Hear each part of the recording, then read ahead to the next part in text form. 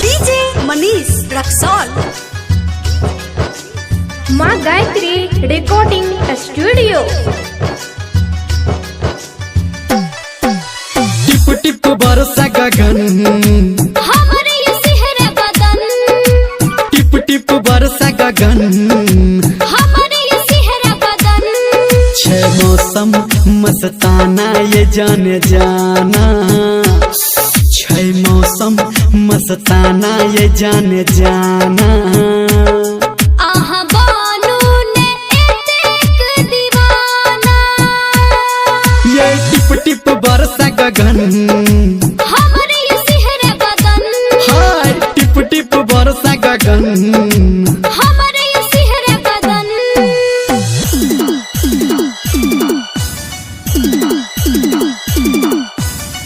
Singing by power star Dharmendra Nirmaliya. टिप टिप बरसा गगन हमरे ये सिहरे बदन। हाँ 16 बरस पर बाली उम्र छे। ऊपर से बदरा ढाई कहर छे।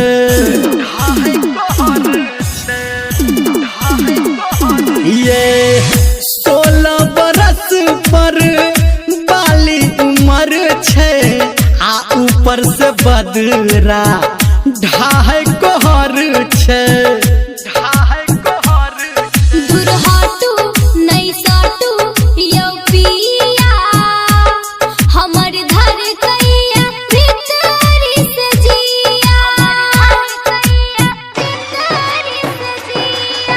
टिप टिप बरसा गगन हमरे ये सिहरा बदन। है टिप टिप बरसा गगन हमरे ये सिहरा बदन।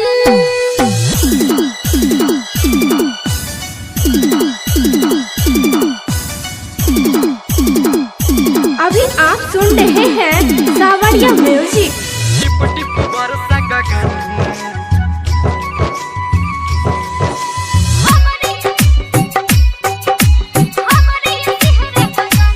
हाँ झम झम बारिश झमकल बरस के लागैया डर किया बाबू न कैस के।